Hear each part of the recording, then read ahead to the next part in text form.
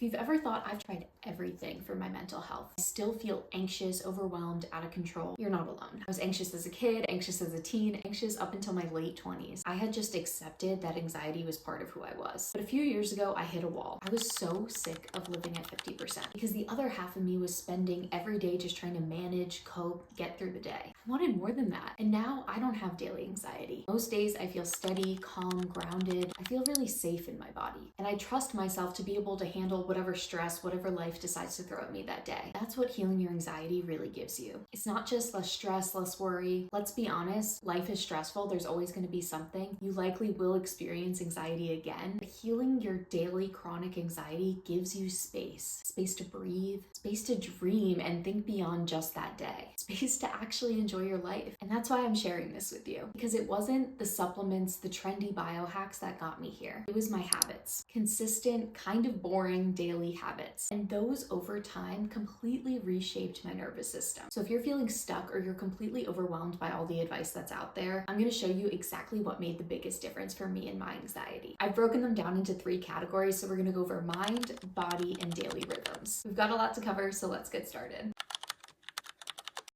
For the first category, for our mind, this is all about building a better relationship with yourself. This is kind of that stereotypical approach to anxiety, but it's really true that our thoughts influence the way that we feel. One of the absolute biggest game changers in my mental health in forming that relationship with myself has been journaling, which I know is kind of the most cliched advice that people will recommend for anxiety is to just journal. But I am being so serious when I say it's been the most powerful tool for healing my relationship with myself. And it's still something that I use every day. I kind of consider it my maintenance now. Journaling really helped me to do something that I never really knew how to do. Journaling helped me to know myself, the way I think, the way I react, the patterns I tend to repeat, and the stories that I tell myself. And here's the thing, it's not always some big, profound, life-changing realization every day that comes out on the page. Sometimes it's just venting. Sometimes it's sorting through the not knowing. And then sometimes it's finding the clarity I didn't even know I needed. What really makes a big difference with journaling is finding the right type of journaling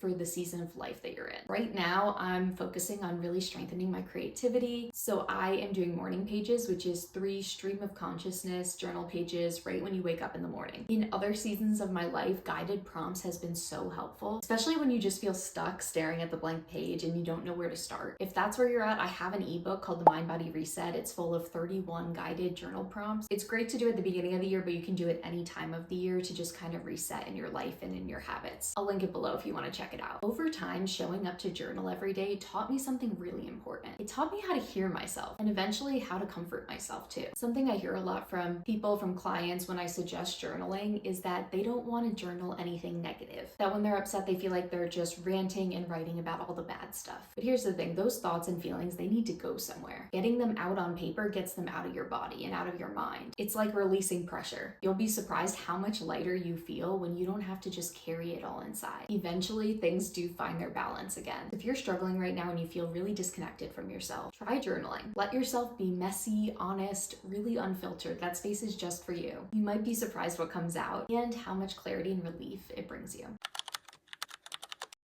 Journaling really helped me to get to know myself. But therapy taught me how to meet myself and gave me the language to be able to express how I was feeling. I have spent a lot of time, a lot of money on therapy. I was a frequent flyer starting pretty early in my life. And for a while, to be very honest, I didn't feel like it was doing much. I could talk about my stress and anxiety, really intellectualize it, but nothing seemed to be shifting in the way that I would feel day to day. That all changed when I started working with a therapist who was trained in internal family systems or parts work. That's when it really clicked. This is a form of therapy that helps you to realize that there are all these different parts of you. There's your anxious overachiever, your inner critic, your hyper independent manager, and they might all be running the show. They were for me. And they're not bad or broken. These were roles that served a purpose at a certain time, and they were trying to help in the only way that they knew how. Therapy taught me how to actually talk to and validate those parts. Not push them away, not shame them, but understand them. And eventually those parts of me started to soften. That's when I stopped feeling like anxiety was this big scary thing that I couldn't control. control. I could work with it now. I could hold space for it, and I could step into that version of myself who leads with compassion, not fear. The version of me who trusts herself to handle her own life. I know that therapy is a privilege. Not everyone has access to it. If you do have access to it, it can be an incredible tool, but sometimes you have to find the right therapist and the right type of therapy that works for you. If therapy is not something that you have access to right now, you can still utilize this tool. You can start this by journaling about the different parts of you. Notice how they show up. Get really curious about the roles that they play and how they feel in your body. If you've tried traditional therapy, maybe CBT, cognitive behavioral therapy, and you feel like you've hit a wall, you've gone as far as you can with it, something like IFS or a different type of therapy might open some new doors for you. For me, it gave me so much more compassion and curiosity towards my anxiety. What if instead of fighting your anxiety, you started listening to the parts of you that just want to be seen?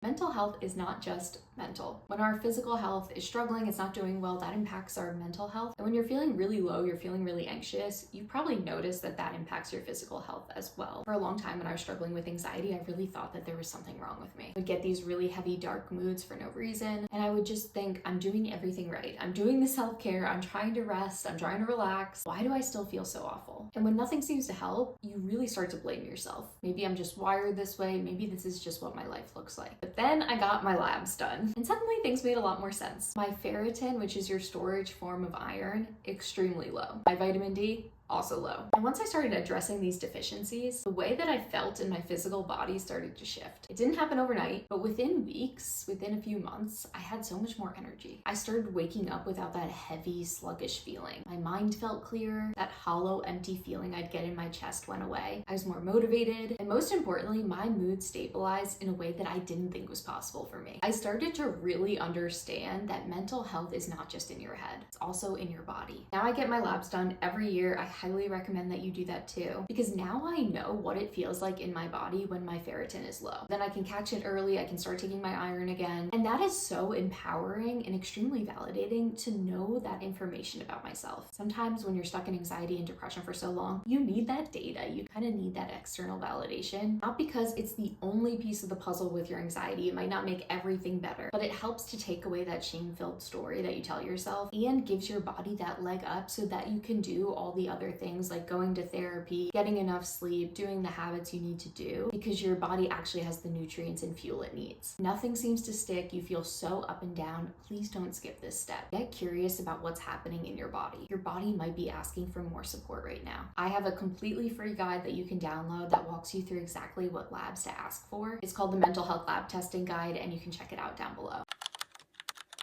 For years, there were a few days every month where I would just lose myself. Everything felt heavy. I'd become really harsh with myself, really vicious self-talk. It felt like all my progress just disappeared. I had no idea why. It seemed like I would never be free of the anxiety and the really dark mood swings. But then I started tracking my cycle, and suddenly it became very obvious. Those hard, dark days, not so random when they happen every single month, during my luteal phase, right before my period. Once I saw that pattern, it wasn't random or scary anymore. It made sense. I started to work with my body. It was hormonal, so this is something that I could prepare for. I knew it was gonna come every month. Now, instead of pushing through, judging myself, I honor how I feel those days. I don't pack my schedule. I try not to do a lot of meetings or being on camera. I take things a little slower. I give myself extra care and compassion because I know that version of me needs it. And that simple shift from being so surprised and shameful every month to understanding and honoring changes your relationship with yourself. I no longer spiral during those days. I know I might feel a little bit more down those days, and that's okay. If you've ever thought, why do I feel like a completely different person some days, or wondered why your mental health feels so unpredictable, start tracking your cycle. You might find, like I did, that the mood dips aren't that random. They're rhythmic. And when you know what's coming, you can prepare with so much more kindness and care. But if your luteal phase feels extremely dark, don't brush that off. You might be struggling with something called PMDD. A dip in your mood is normal with PMS. A really significant depression that starts to impact your life, your relationships. You deserve support for that.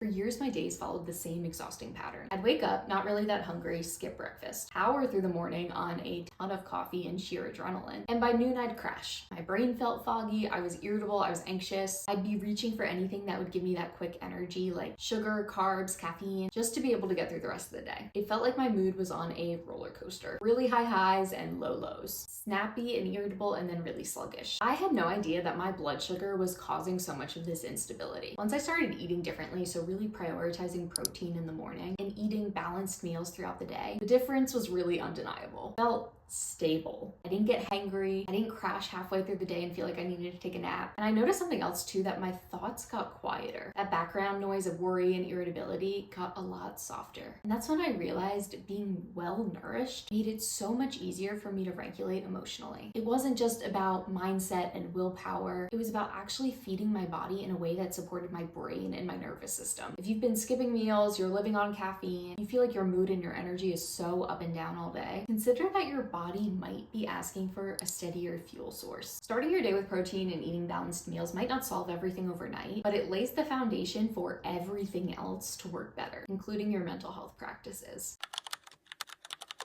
When I first started exploring herbs, I wasn't really sure what to expect. I thought, could a cup of tea or a tincture really make that much of a difference? But at the time I was desperate. My anxiety was running the show, the racing thoughts, I couldn't shut my brain off. I tried deep breathing, meditation, the lavender oil, and I just felt really stuck still. Herbs for me, more than any supplement, helped me to really feel a shift in my anxiety. I remember the first time I used passion flower so clearly. I had a really hard time sleeping in my first year of medical school. I just could not shut my brain off at the end of the day after so many hours of lectures. So I used some passion flower glycerate, made a little tea, and had it before bed. And I sat with it, I was sipping it, and slowly I just started to feel like the dial on my thoughts turned all the way down. Felt like I could breathe again, my shoulders relaxed. It was just like this chill pill almost. I finally felt like I was back in my body and out of my head. Herbs have really become a cornerstone in my daily routine. Lemon balm is my go-to when I'm feeling anxious, but I can also slip into some of those lower dips. Holy basil is my go-to for busy days whenever I'm feeling really burnt out. And I love tea. I love the daily ritual of tea. It's a moment where I can slow down, check in with myself, and it just feels so nourishing to sip on. If you've only ever thought about herbs as supplements or quick fixes, consider this. What if herbs were a part of your relationship with your nervous system? Not just something you take, but something that you really experience. It's a daily reminder that you can slow down and support yourself. If you're curious about where to start, I do have a video about herbs for anxiety, so you can watch that one next. There was a season of my life, like so many of us, where it felt like the walls were just closing in. For me, this was during the COVID years where life just felt very heavy. I had med school lectures all day on Zoom. There's very little in-person connection, so much uncertainty in the world, and underneath it all, so much unprocessed emotion. The only thing that really saved me during that time was walking. Every single evening, right around sunset and that golden hour glow, I'd head out for a walk around my apartment complex. I did the same loop every day for years. And honestly, that probably sounds peaceful and really nice, but most of the time it wasn't. Some days I was blasting really angsty music from my teens. Some days I cried the entire time. Sometimes I just walked in silence and let my brain untangle the mess that was in it. It wasn't about 10K steps or even exercise, honestly. It was about processing. What I didn't know when I started is that walking is actually a form of rhythmic bilateral stimulation. That's a form of movement that's incredibly regulating to your nervous system. Think of it like rocking your nervous system and calming it down. If you're familiar with EMDR therapy, this is actually the same type of movement that's used in that. Movement helps your brain to integrate the experiences that you've had that day. You might have heard that emotions can get stuck in the body. This is how you move those emotions out and process them in real time. That daily walk became my anchor. My nervous system started to learn and trust that we move through hard things. We don't just hold them in. And now, even though life looks a lot different, we're not under COVID anymore, I still walk almost every single day. Not because I'm in crisis, but because walking is now part of that maintenance and how I stay steady. It's where I reconnect to myself. It's where I remind my body we are safe to keep going. If you're feeling overwhelmed, stuck, like you're carrying too much, try walking. Not as a task, not as exercise, but as a release. You can put your headphones in or don't. Cry if you need to. Let your body process what your mind keeps replaying. You don't have to think your way out. Sometimes you just have to move through it.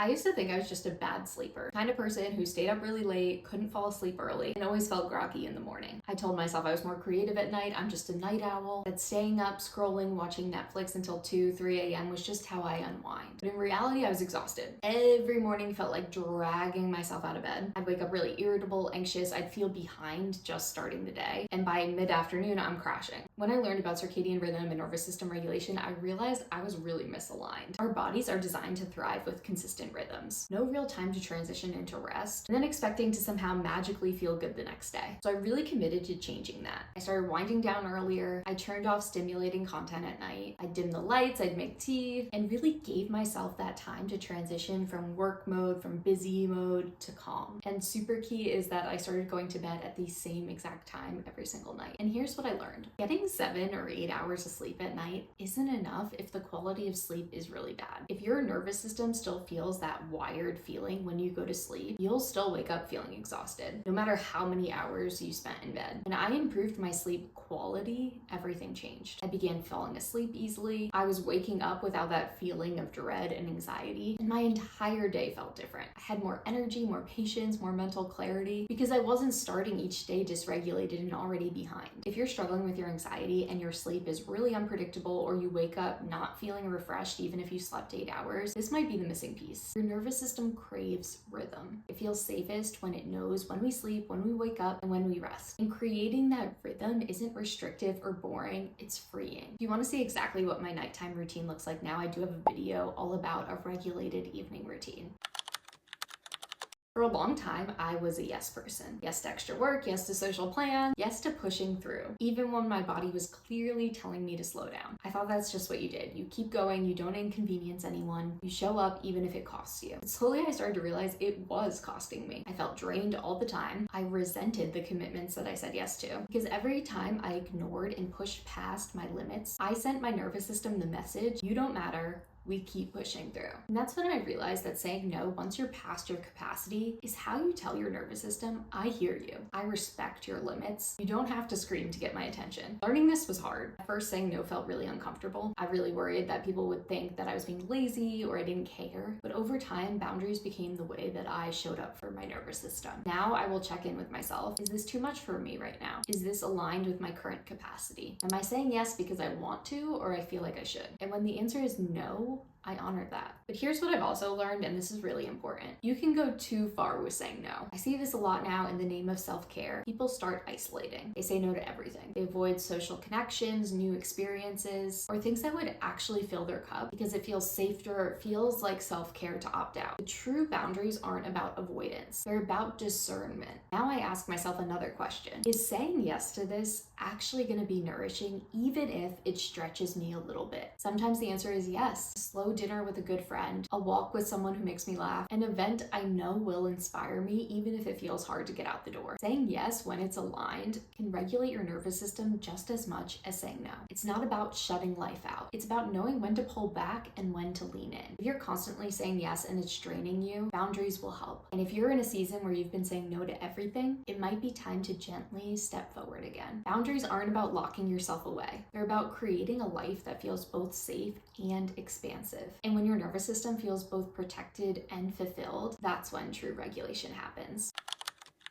I want to leave you with this. This is my pep talk for the day. When I look back at where I started, anxious all the time, stuck in survival mode, never really feeling safe in my own body, I don't recognize that version of me anymore. Not because I don't have hard days, not because I magically never feel anxious, but because I trust myself now. I know how to support myself through those moments. Most days I feel steady, calm, centered. I wake up refreshed. I move through my day without feeling like I'm in reaction mode. I feel present in my life again. And that's the real payoff of nervous system healing. Not perfection, not eliminating every hard feeling, but creating a life where you feel resilient, you feel confident, and you're able to meet whatever life throws your way with compassion and clarity. And that didn't happen overnight. It happened through daily habits. Simple things that I stuck with long enough for them to shape the way that I move through the world. Journaling to build a relationship with myself. Therapy and parts work to understand my patterns. Lab testing to get clear on what my body physically needed. Cycle tracking to honor my monthly rhythms. Nourishing my body with balanced meals. Using herbs to slow down and support my nervous system. Moving daily to process emotions. Prioritizing my sleep to support my brain and my body. And learning how and when when to set boundaries, not to shut life out, but to protect my energy and say yes when it mattered. If you're stuck right now, you're feeling so overwhelmed with all the conflicting advice out there, you're wondering what actually works, start small. Pick one habit from today and start there. And give it time. Let it become a part of your day, a part of how you take care of yourself. And watch how little by little, it creates more space, more steadiness, more you in your life. If you want more support as you begin, I have a lot of resources linked below. Make sure you check out the free mental health lab testing guide, and I have a ton of other videos on a lot of the topics that I talked about today if you want to go a little bit deeper. Healing isn't about doing it all. It's about doing what works for you consistently. You deserve to feel good, to feel like yourself again. Not someday, not when you've fixed everything, now.